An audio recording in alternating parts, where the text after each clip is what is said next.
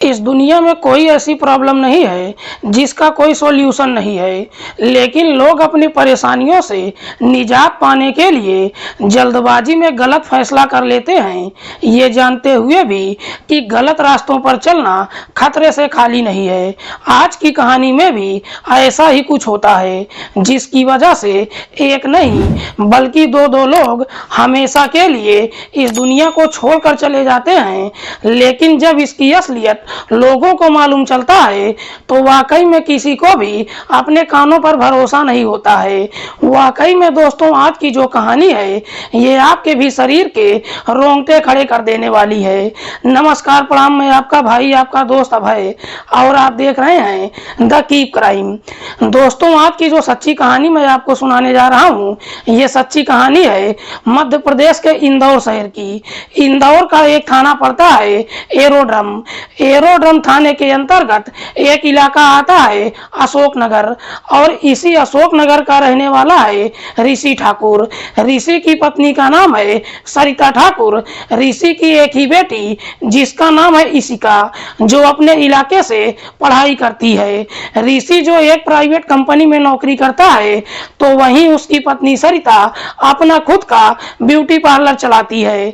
बात कर रहा हूं मैं 9 सितंबर की सुबह के लगभग 11 बजे के आसपास की, जब इशिका अपने कोचिंग के लिए जाती है। उस वक्त उसके पिता भी अपनी ड्यूटी पर जा चुके थे, लेकिन इशिका जैसे ही अपनी कोचिंग में पहुंचती है, उसके नंबर पर एक मैसेज आता है, और वो मैसेज किसी और ने नहीं बल्कि उसकी माँ सरिता ने ही किया था, जिसमें सरिता ने लिखा था कि बेटी जल्दी से घर आ जाओ, कुछ लोग घर में जबरदस्ती घुस आए हैं और मुझे जान से मारने की कोशिश कर रहे हैं। इशिका जैसे ही इस तरह का मैसेज देखती है, वहां से भागते दौड़ते अपने घर पर पहुंचती है। लेकिन इशिका जब अपने घर पर पहुंचती है तो देखती है कि दरवाजा बाहर से बंद है। इशिका दरवाजा खोलकर जैसे ही घर के अंदर प्रवेश करती है, तो घर के अंदर का नजारा देखकर जोर जोर से चीखने चिल्लाने लगती है। दरअसल घर के अंदर एक नहीं बल्कि 2 डेड बॉडी पड़ा था, जिसमें एक पुरुष और एक महिला। मरने वाली महिला कोई और नहीं बल्कि इशिका की मां सरिता ठाकुर थी, और जो पुरुष था उसका नाम है रवि ठाकुर, जो इशिका का फैमिली फ्रेंड है और नंदा नगर का रहने वाला है। इशिका जैसे ही इस तरह का नजारा देखती है, तुरंत ही इस बात की जानकारी नजदीकी थाने में देती है। इधर पुलिस को जैसे ही सूचना मिलती है, पुलिस अपनी टीम के साथ घटना स्थल पर पहुंचती है और सबसे पहले दोनों की डेड बॉडी को चेक करती है। तो मालूम चलता है कि दोनों के शरीर पर किसी तेज धारदार हथियार को कई बार चलाया गया है। दरअसल दोनों डेड बॉडी के शरीर पर कोई कपड़ा भी नहीं था, पूरा फर्श खून से लाल हो गया था। पुलिस घटनास्थल का काफी बारीकी से मुआयना करती है, लेकिन पुलिस को कोई सबूत नहीं मिलता है। पुलिस जब इस वारदात के बारे में इशिका से पूछताछ करती है, तो इशिका पुलिस को वही मैसेज दिखा देती है। पुलिस सबसे पहले दोनों डेड बॉडी को अपने कब्जे में लेकर पोस्टमार्टम के लिए भेज देती है, और फिर इस मामले की छानबीन करना शुरू करती है। पुलिस इस केस की छानबीन करने के लिए सबसे पहले सरिता के साथ साथ रवि ठाकुर के मोबाइल के बारे में पता करती है, तो मालूम चलता है कि दोनों का मोबाइल कहीं गायब हो चुका है। इसीलिए पुलिस अब सरिता और रवि दोनों के मोबाइल नंबर का कॉल डिटेल निकालती है। पुलिस जब दोनों के कॉल डिटेल को चेक करती है, तो मालूम चलता है कि दोनों ने एक ही नंबर पर आखिरी बार बातचीत किया था। पुलिस जब उस नंबर का डिटेल निकालती है, तो मालूम चलता है कि वो नंबर किसी ममता के नाम पर रजिस्टर्ड है। दरअसल ये ममता कोई और नहीं बल्कि सरिता के ही पड़ोस की रहने वाली है। जब दोनों के ही कॉल डिटेल में ममता का नंबर मिल जाता है, पुलिस को कहीं ना कहीं ममता के ऊपर ही शक चला जाता है। इसीलिए पुलिस ममता से पूछताछ करने के लिए उसके घर पर जाती है। लेकिन पुलिस जब ममता के घर पर जाती है, तो मालूम चलता है कि ममता अपने पति के साथ घर छोड़कर फरार हो चुकी है। ममता के पति का नाम है नितिन। पुलिस को जैसे ही मालूम चलता है कि ममता अपना घर छोड़कर फरार हो चुकी है, है, पुलिस को पूरा भरोसा हो जाता है कि शायद ममता दोनों की हत्या के बारे में जरूर कुछ न कुछ जानती है। इसीलिए पुलिस ममता को हर जगहों पर ढूंढना शुरू कर देती है और आखिरकार 2 दिन के बाद पुलिस देवनगर से ममता और उसके पति नितिन को अपनी हिरासत में लेकर थाने पहुंच जाती है और फिर ममता से सरिता और रवि की हत्या के बारे में पूछताछ करती है।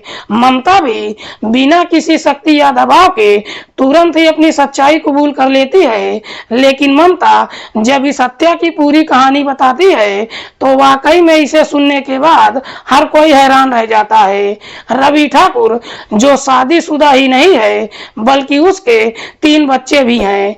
रवि के पास सरवटे बस स्टैंड के पास अपना खुद का 3 होटल है जिससे रवि अच्छा खासा पैसा कमाता है। इधर सरिता जो अपना खुद का ब्यूटी पार्लर चलाती है, ठीक ठाक पैसे भी कमाती है, लेकिन उसके ब्यूटी पार्लर में जो महिलाएं आती हैं सरिता उन महिलाओं को बेहतर तरीके से जानती है। दरअसल रवि और सरिता के बीच में पिछले कई सालों से प्रेम प्रसंग चल रहा है, लेकिन सरिता और रवि के प्रेम प्रसंग के बारे में सरिता के पति ऋषि को कभी मालूम नहीं चलता है, क्योंकि सरिता रवि को अपना मुंह बोला भाई बोलती है। रवि के पास इतना काफी पैसा होता है कि वो सरिता के ऊपर भी ढेरों पैसा लुटाता है। रवि अपने होटल से ही पैसा नहीं कमाता है बल्कि वो ब्याज पर भी पैसा देता है और उसका ब्याज का सारा काम सरिता ही संभालती है। दरअसल सरिता के ब्यूटी पार्लर में जो महिलाएं आती हैं, जब उससे पैसों का डिमांड करती है, सरिता उन महिलाओं को लेकर रवि के पास जाती है और रवि से ब्याज पर पैसे दिलवा देती है। इसीलिए ब्याज का सारा काम सरिता ही संभालती है। इधर सरिता और रवि के बीच में जब प्रेम प्रसंग शुरू होता है, रवि सरिता से इस प्रकार से मोहब्बत करने लगता है कि अब उसका मैक्सिमम समय सरिता के साथ ही गुजरने लगता है। इधर सरिता के पड़ोस की रहने वाली है ममता। एक दिन ममता जब सरिता के ब्यूटी पार्लर में जाती है और उससे कहती है कि मेरे पति की तबीयत काफी खराब है और मेरे पास पैसे नहीं है, इसीलिए मुझे कुछ पैसों की जरूरत है। ममता जब सरिता से पैसों की डिमांड करती है, सरिता ममता को जवाब देते हुए कहती है कि तुम्हें घबराने की कोई जरूरत नहीं है, तुम मेरे साथ चलो, मैं तुम्हें कुछ पैसे दिलवा दूंगी। सरिता ममता को लेकर सीधे रवि ठाकुर के पास जाती है और ब्याज पर पैसे दिलवा देती है, लेकिन रवि जब पहली बार ममता को देखता है तो ममता की खूबसूरती देखकर उसकी तरफ देखता ही रह जाता है।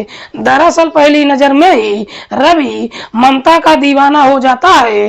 ममता को पैसे तो दे देता है, लेकिन साथ ही साथ ममता का मोबाइल नंबर भी हासिल कर लेता है और उसके बाद पैसे लेने के बहाने अक्सर ममता के नंबर पर फोन करने लगता है और उससे हंसी मजाक करता है और साथ ही साथ उसका हालचाल भी पूछने लगता है। रवि जब बार बार ममता से हालचाल पूछता है, ममता भी काफी खुश होती है कि इतना बड़ा आदमी उसके पास फोन करता है। इधर रवि को जब पूरा भरोसा हो जाता है कि ममता अब उसकी बातों में आ चुकी है, एक दिन रवि ममता को अपने होटल में बुलाता है और उसके साथ अवैध संबंध बना लेता है। हालांकि दोनों के बीच में जब पहली बार अवैध संबंध बनता है, ममता इसका विरोध नहीं करती है, लेकिन रवि जब पहली बार ममता से संबंध बनाता है, रवि को ममता की लत लग जाती है। दरअसल उसके बाद रवि अक्सर ममता के नंबर पर फोन करता है और उसे अपने होटल में बुलाता है। ममता जब आने से इनकार कर देती है तो रवि अपने पैसों का डिमांड करता है। ममता जब पैसे नहीं दे पाती है, उसे तरह तरह की धमकी देने लगता है।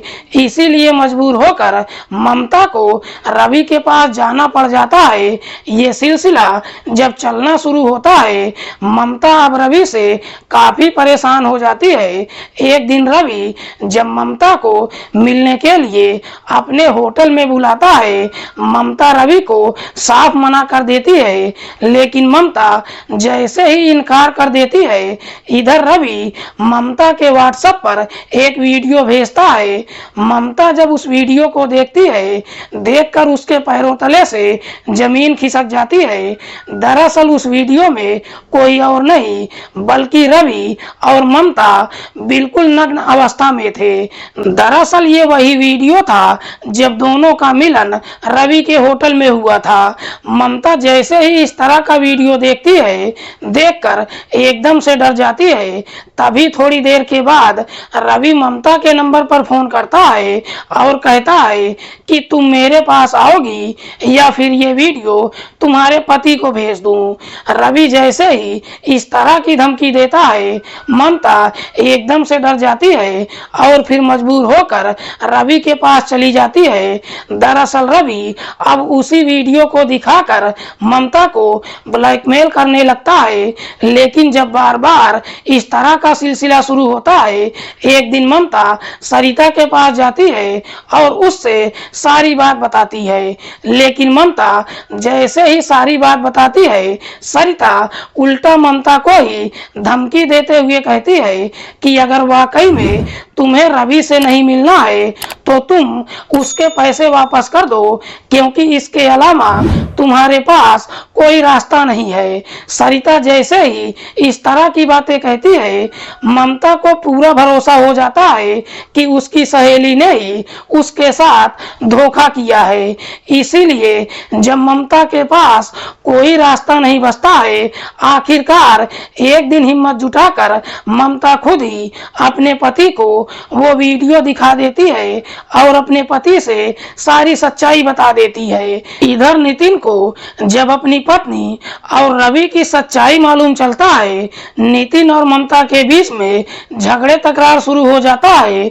लेकिन दोनों के बीच में जब झगड़ा तकरार शुरू होता है, ममता अपने पति को समझाते हुए कहती है कि इसमें गलती सिर्फ मेरी ही नहीं है, बल्कि मुझे इस जाल में मेरी सहेली सरिता ने फंसा दिया है। लेकिन मैं किसी भी तरीके से इससे छुटकारा चाहती हूँ।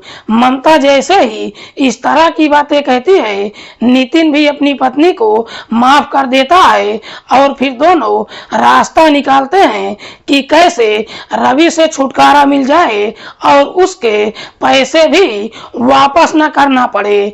दोनों काफी देर तक जब बातचीत करते हैं, आखिरकार नितिन सोचता है कि क्यों ना रवि ठाकुर को इस दुनिया से हटा दिया जाए। नितिन जब रवि को इस दुनिया से हटाने के लिए कहता है, ममता अपने पति से कहती है कि इस दुनिया से सिर्फ रवि ही नहीं बल्कि रवि के साथ साथ सरिता भी जाएगी।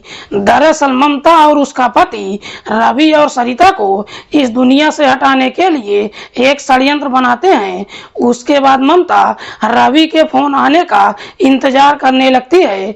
9 सितंबर की सुबह सुबह रवि ममता के नंबर पर फोन करता है और उसे मिलने के लिए अपने होटल में बुलाता है।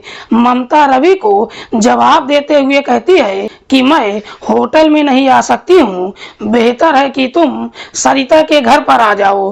रवि सरिता के घर पर आने के लिए तैयार हो जाता है, क्योंकि इससे पहले भी कई बार सरिता के घर आ चुका था। इधर रवि जैसे ही सरिता के घर आने के लिए तैयार हो जाता है, ममता ये सारी बातें अपने पति को बता देती है और लगभग 10 बजे के आसपास सरिता के नंबर पर फोन करती है और कहती है कि मैं रवि के साथ तुम्हारे घर पर आ रही हूँ, हम दोनों वहीं पर मुलाकात करेंगे। सरिता भी इसके लिए तैयार हो जाती है और लगभग 10 बजे के आसपास सरिता का पति अपनी ड्यूटी पर चला जाता है। 11 बजे के आसपास सरिता अपनी बेटी को कोचिंग भेज देती है। इधर 11:30 बजे के आसपास ममता अपने पति को लेकर सरिता के घर पर पहुंच जाती है। लेकिन सरिता जब अपने सामने नितिन को देखती है, देखकर एकदम से चौंक जाती है। ममता से सवाल करती है कि जब तुम रवि से मुलाकात करने के लिए यहाँ पर आई हो तो अपने पति को अपने साथ लेकर क्यों आई हो। इस पर ममता सरिता को समझाते हुए कहती है कि तुम्हें घबराने की कोई जरूरत नहीं है।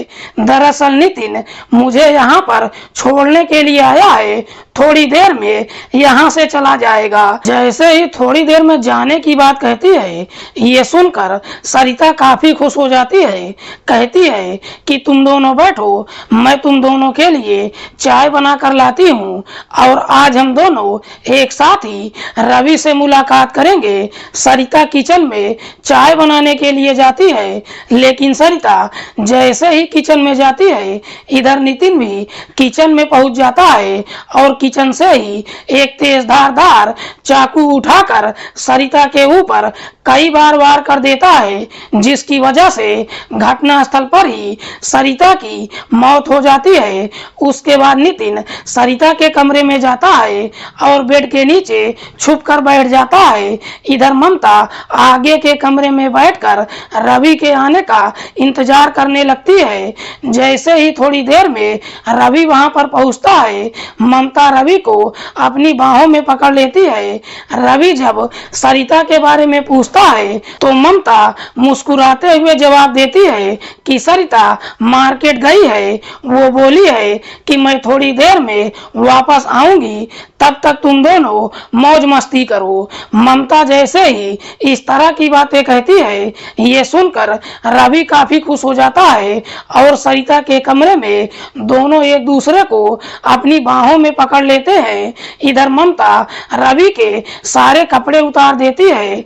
रवि जब ममता को भी अपने कपड़े उतारने के लिए कहता है, ममता उससे कहती है कि मुझे तुम्हारे सामने कपड़े उतारने में शर्म आ रही है।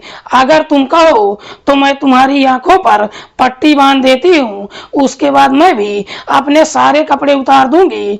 रवि भी ममता की बातों में आ जाता है और अपनी आंखों पर पट्टी बंधवा लेता है। इधर ममता जैसे ही रवि की आंखों पर पट्टी बांध देती है, उसी वक्त ही ममता का पति नितिन अपने हाथों में वही चाकू लेकर बेड से बाहर निकलता है और रवि के ऊपर एक पर एक कई सारे वार कर देता है, जिसकी वजह से रवि की भी घटनास्थल पर ही मौत हो जाती है। उसके बाद दोनों मिलकर रवि की डेड बॉडी को वहां से घसीट कर बाहर लेकर आते हैं। उधर से सरिता का डेड बॉडी भी किचन से घसीट कर बाहर लेकर आते हैं और दोनों को एक जगह पर रख देते हैं। इधर ममता सरिता के शरीर से सारे कपड़े उतार देती है। उसके बाद दोनों का मोबाइल ले लेते हैं।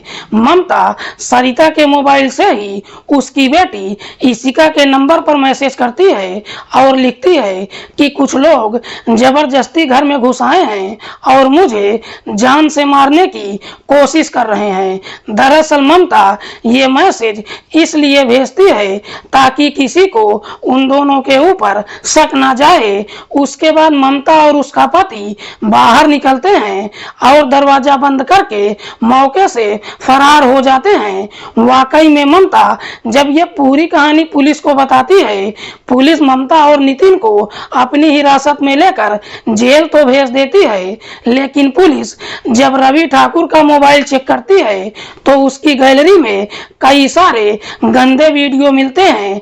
दरअसल उन वीडियो में कई महिलाएं तो होती हैं, लेकिन उन सभी महिलाओं के साथ सिर्फ और सिर्फ रवि ठाकुर ही होता है और वो वीडियो कहीं और नहीं बल्कि रवि के होटल में ही शूट हुआ था।